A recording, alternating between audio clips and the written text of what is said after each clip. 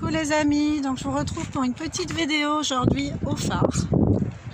Donc voilà, ce matin j'avais envie de faire ma petite virée dans la forêt. Bon, ici c'est pratique pour moi, mais c'est tellement beau qu'en fait je m'en lasse pas. Moi qui n'aime pas la routine, pour le coup là, je m'en lasse pas. Voilà, j'ai de la visite, regardez, trop beau. Coucou. Oh.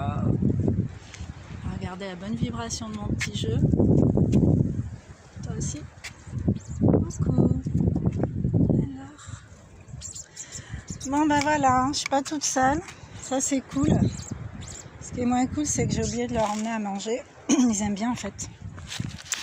Bon, alors, aujourd'hui j'ai emmené les portes de l'éveil, 42 pas vers soi, donc 42 cartes pour aller vers soi, vers plus de conscience, donc carte énergétique, support d'évolution personnelle, prise de conscience, vous libérez de vos croyances limitantes, harmonisez votre être dans sa globalité, tout un programme. Moi j'aime beaucoup parce que ce sont de vraies questions en fait. Donc on va se faire un tirage de 3 cartes, j'en profite, je suis toute seule. Voilà. Enfin il y a les petits oiseaux mais ça me va comme compagnie. Alors, qu'as-tu fait de ton temps? Qu'as-tu fait de ton temps? Donc on est sur la carte 28. Donc pareil, en état d'accueil, on prend de quoi noter. Vous pouvez mettre la vidéo sur pause et prendre de quoi noter. À la lecture de la question, les yeux fermés. Ah, vous êtes curieux. Hein? Coucou. À la lecture de la question, les yeux fermés. Bah écoutez en fait comment ça résonne en vous et marquez des petits mots. Enfin, ce qui vous passe par la tête, c'est l'inconscient qui vous parle, même si pour vous c'est incongru, ça veut rien dire, c'est pas grave, vous ferez du lien plus tard. Marquez, tant que vous pouvez. Écriture thérapeutique a du bon aussi. Donc je vais vous lire la carte. Qu'as-tu fait de ton temps? Tu n'as pas eu le temps, comment fais-tu pour avoir le temps? Avoir. On te le donne? Non. Alors comment? Le temps se prend. Si tu ne le prends pas, c'est lui qui te prend. T'anesthésie et te vole ta vie. L'idée est d'habiter pleinement ta vie, d'en faire le miroir de tes essentiels. Les hommes disent le temps passe, le temps dit les hommes passent. J'adore. C'est vrai en fait. Bon, moi je considère pas qu'on perde réellement du temps en fait. Dans ce qu'on choisit de faire, même quand on dit qu'on n'est pas encore éveillé, tout ça, on perd pas du temps parce que tout ça après ça va nous servir dans nos compréhensions futures, à faire du lien entre chaque événement. Donc pour moi, on perd pas vraiment de temps, mais c'est bien quand même d'avoir la notion du temps, quoi.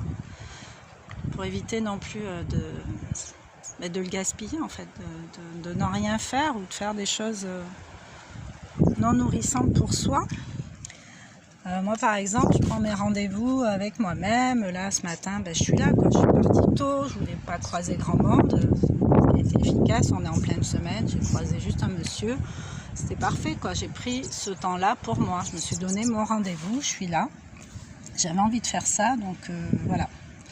À la question qu'as-tu fait de ton temps, quand on réfléchit à ce qu'on a fait, vers quoi ça nous a mené, ce qu'on a compris, on ne peut pas considérer qu'on a perdu du temps en fait.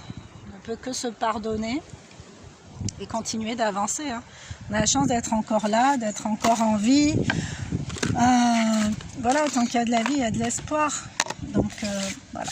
On va tirer une deuxième carte, mais voilà, s'il y a d'autres choses qui vous viennent, n'hésitez pas à les noter. Hein. Parce que moi, je vous parle à partir de moi, en fait, de ce que moi j'ai constaté, mais aucun de nous ne sait ce que nous savons tous ensemble.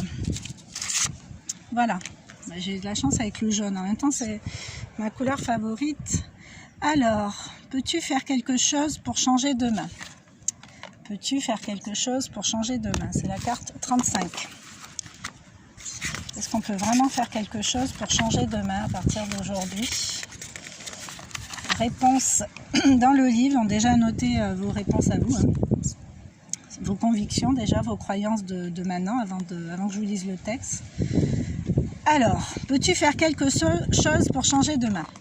Si oui, fais-le. Dans le cas contraire, si tu as peur de demain, il vient. Et si tu n'as pas peur de demain, ben, il vient quand même. Il n'y a rien de pire que d'être vaincu par soi-même. Alors prends des risques. Si tu attends le moment parfait, il ne viendra pas. N'ignore pas ta peur, mais cherche ce qu'il y a de plus important pour toi. Donc, oui, ben, c'est sûr que ça ne sert à rien de cultiver des peurs, d'avoir peur de demain pour X raisons, parce qu'en fait, l'idée, en fait, c'est de pouvoir être conscient de ses ressources à soi. Et normalement, l'univers nous envoie que des choses qu'on est capable d'affronter selon nos propres forces. C'est pour ça que chacun vit des situations différentes en fonction de ses forces. Après, on est au courant de nos forces ou on ne l'est pas. Il est toujours temps de les faire émerger. Et pour ce faire, il faut se servir de son expérience, de son vécu, de ses compréhensions. Pour moi, la vie, c'est un puzzle en fait, et chaque pièce vient s'imbriquer tranquillement l'une dans l'autre au bon moment. Donc voilà, mais les peurs, faut vraiment essayer de ne pas les nourrir, faut essayer de vivre l'instant présent. Alors je dis pas qu'il faut pas se soucier de l'avenir et de son devenir, mais il faut pas rester non plus dans des projections futures qui ne sont pas encore là. Il faut nourrir son présent pour justement rester au présent et sans parler de futur en fait. Si on reste vraiment le plus souvent possible au présent, ben, on est dans du présent. Et présent, moi j'aime beaucoup le langage des oiseaux, la vérité. Eh ben oui, j'aime votre langage moi. Écoutez, beau, j'arrive pas farouche. Hein. Donc j'aime beaucoup le langage des oiseaux, c'est ce qu'on entend de prime abord. Même si la langue française veut lui donner un autre sens, hein, mais par exemple le mot le plus flagrant ça va être le mot tumeur. Ferme les yeux et écoute ce que veut dire ce mot pour toi. Tu meurs, donc tu vas mourir en fait. Donc c'est ça la langue des oiseaux, c'est l'oreille qui capte un autre message plus subtil, mais la conscience en fait va nous dire bon ben ce mot-là, ça veut dire ça. Donc, il y a plein de mots avec lesquels on peut jouer comme ça. Et moi, j'aime beaucoup jouer à ça. Alors, excusez-moi, j'ai un peu les pensées en arborescence. Donc, du coup, je vais partir dans toute autre chose et m'éloigner un peu du sujet. Mais c'est pas grave, ça nourrit quand même. Donc, l'idée, ben voilà, c'est d'abandonner les peurs du lendemain. Sa zone de confort, ouais, je sais pas où je vais, je sais pas ce que je vais faire, qu'est-ce que je vais devenir. Ben, j'ai envie de te dire, t'as l'âge que t'es encore vivant. Certes, t'as pu vivre des situations un peu compliquées, mais voilà, c'est pas une fin en soi, quoi. Enfin, pour moi, dans une vie, il y a plusieurs vies, donc faut se lancer, quoi. Faut se lancer vers ce que notre cœur nous indique, en fait. Notre âme, notre cœur, c'est pas toujours évident, hein, je suis d'accord, hein, mais bon. Voilà quoi. Bon, allez, troisième carte. On ferme les yeux, je vais vous la lire. Dans cette relation, quelle est ta part de responsabilité? Dans cette relation, quelle est ta part de responsabilité? Donc ça peut être la relation à quelqu'un d'autre, ça peut être la relation à soi. Donc, ce qui est bien, c'est voilà, c'est juste à côté, 36. La réponse convenue est 50%. Or, si tu es responsable à 100% de ta part et l'autre à 100% de la sienne, bah, croire que c'est 50-50 t'empêche de progresser, te maintient dans des limites, dans tes limites. Te voici donc libre de choisir quelle attitude tu vas adopter. Si tu souhaites être dans cette relation indépendamment du comportement de l'autre, point. Chacun est responsable de ce qu'il fait et de ce qu'il laisse faire. Bah oui, bien sûr. Bien sûr, en fait, c'est la notion d'attente vis-à-vis de l'autre qui est pas intéressante à nourrir. Alors c'est sûr, hein, des attentes ne vont pas s'empêcher d'en avoir. On est en couple, on n'a pas envie de se prendre des coups de canif dans le dos, de se faire passer pour un couillon, enfin voilà. Mais chacun est responsable de ses actes en fait. On ne peut pas accuser l'autre d'être responsable de tel et tel mot. C'est la façon dont on va accueillir les choses. Et puis, il faut se rappeler aussi que on a des énergies face à nous, souvent ce sont des relations karmiques, qui vont nous aider à comprendre et à transcender certaines choses de notre existence. Dans ce monde, la seule chose qu'il y a de permanente, c'est l'impermanence, parce que ça bouge. La vie, c'est l'abondance, c'est le mouvement. Ça bouge, ça bouge, ça bouge.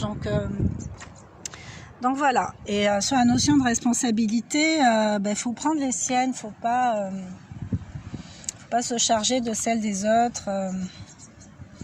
Faut pas considérer que l'autre détient la moitié de notre bien-être, de notre bonheur.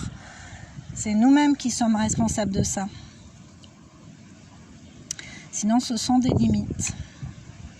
Donc voilà, te voici libre de choisir quelle attitude tu vas adopter dans cette relation. Donc là, a priori, c'est vis-à-vis d'une autre personne. Chacun est responsable de ce qu'il fait et de ce qu'il laisse faire. Tout à fait, tout à fait. Voilà, je vous laisse méditer là-dessus, écrire, parler à voix haute. Hein, c'est pas un signe de mauvaise santé. Au contraire, c'est un signe d'amour envers soi. On se parle à soi. Moi, je sais que j'ai une bonne mémoire visuelle, mais surtout une bonne mémoire auditive. Donc, du coup, le fait de parler à voix haute comme ça, je vais plus